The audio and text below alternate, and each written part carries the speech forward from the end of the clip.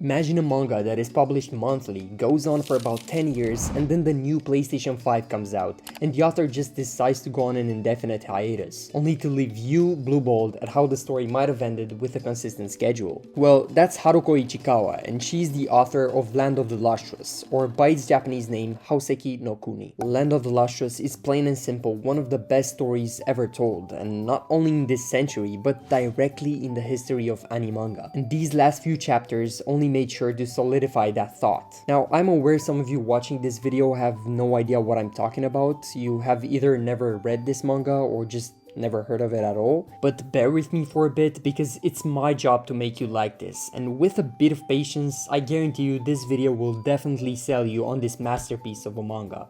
But before we get into it, make sure you click the like and subscribe button if you want more videos like this, and also because it helps the channel gain recognition in the algorithm. Now let's get back to the video. Okay, so to put it simply, Houseki no Kuni is a manga about gems. Wait, not those ones. These ones. For it to make sense, this manga covers a very specific genre or theme that is called anthropomorphic, which basically means objects, gods, or animals with human characteristics. And this mainly refers to the cast of characters. And that is the case here, as you can imagine. The characters have no gender, they're just gems that talk, walk, and fight.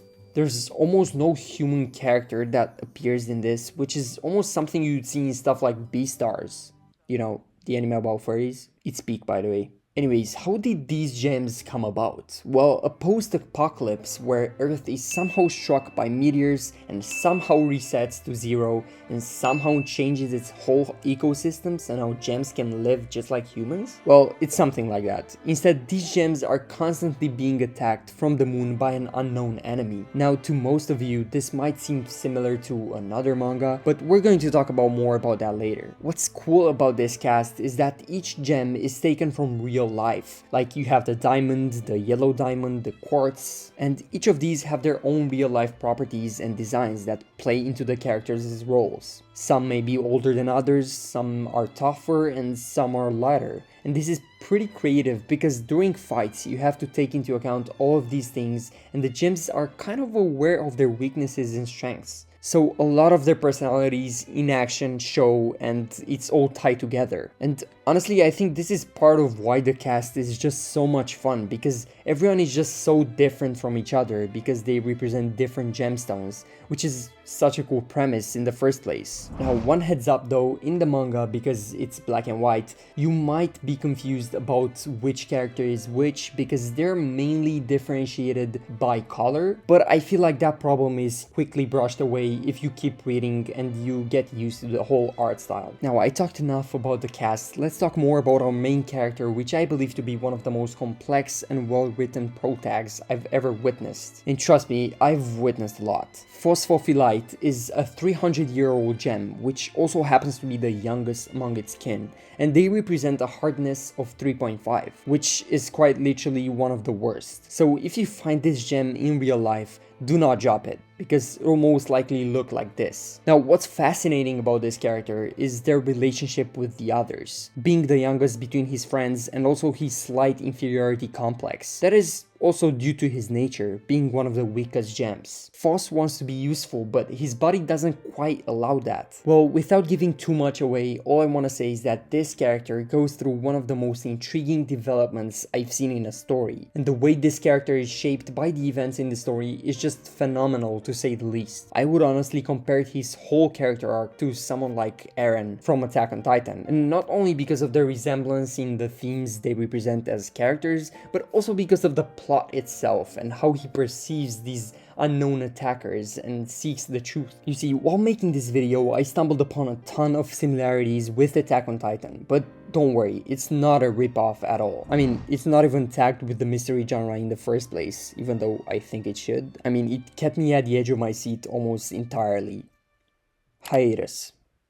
This manga has officially ended a couple of days ago, but in case you didn't know, there was a lot of commotion about the state of the manga itself, and that's due to the author. Now, I'm not trying to blame her whatsoever, but Ichikawa is infamous with taking a lot of breaks during the manga serialization, which brought forth a lot of backlash, especially during the last arc. She just decided to stop midway through and announced an indefinite hiatus around 2021 before returning to draw the last parts in 2023 and of course ending the story a year later. Now, I remember the community was just going crazy at the start of the hiatus, mainly because of the stopping point, which was kind of crazy, not gonna lie. But people were making jokes, blaming it on the PS5 and her gaming addiction, but of course, you never know the actual concerns of the author. Maybe there are health problems involved, or maybe it's just writer's block. You just never know, so it just doesn't feel right to judge the author here. But there are signs pointing towards these breaks being deliberate,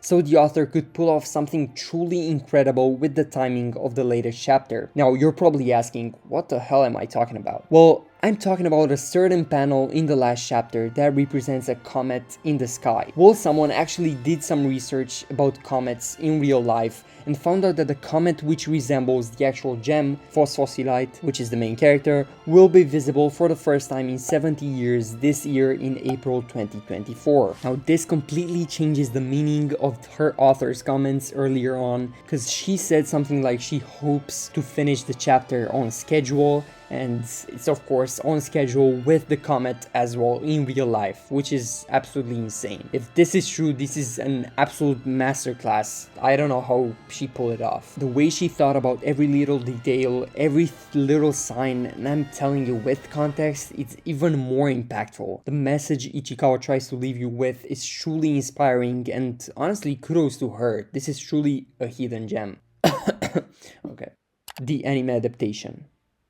Now, if you're a fan and you're watching this, you're probably asking yourself why this section is placed this late in the video, and honestly, that's because this video is not really about the anime. It's also really not that popular, but I'm here to tell you, watch it. It's perhaps one of the best adaptations and most loyal I have ever encountered, and it's such a shame that there's only a season adapted of this. Studio Orange managed to create a masterpiece with their artistic direction and truly impeccable CG work. And yes, the anime is full CGI, meaning there are very little scenes involving hand-drawn animations, but if you're familiar with Studio Orange, you would know that you have nothing to worry about. They have legit created stuff like Beastars, and now even recently Trigun Stampede, which was just a spectacle in of itself. I mean, the camera work in that show and the whole action sequences is just revolutionary. But yeah, what I'm trying to get at is that they're absolute experts in the industry when it comes to 3D work, and honestly, I don't see how Seki no Kuni being adapted in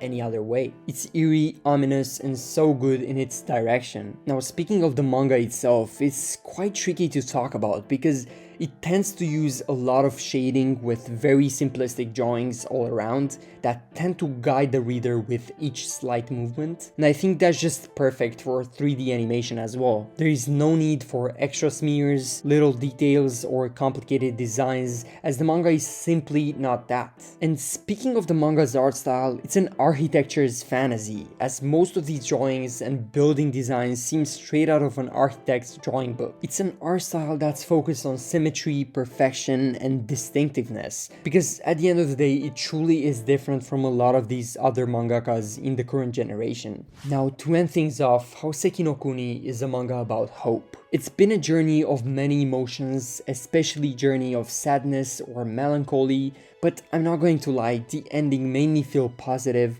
I don't know if I would call it a happy ending, but all I can say is that it's definitely not a sad ending. I guess it's just a mixture of both, quite bittersweet actually. I feel like Ichikawa made sure to not keep the same sad tone throughout the whole manga and just left it out as a hopeful end. The manga is currently sitting in the 12th spot on my anime list, which is very high in case you didn't know. Its score is also very high with almost a 9, and that makes me happy because Ichikawa really deserves deserves this. It's a work that took over a decade to draw, and the reward is just breathtaking. And I can't even imagine how it feels for her as well. But yeah, that was it for me today. If you haven't checked out this manga already, or if you don't plan to check it out at all, I don't know what you're doing, honestly. Just check it out. Whether it is through the anime adaptation or the manga, make sure you just check the story out, because it's a must. And I'm telling you, this is something special. I know how y'all love stuff like Jujutsu Kaisen or Soul Leveling, but listen, it's not always about the crazy action sequences and the hype characters. Sometimes you need a relaxing read that gets your brain going and just makes you think about life, you know? But yeah, this was it for me today. Hope you guys enjoyed the video. Let me know in the comments below,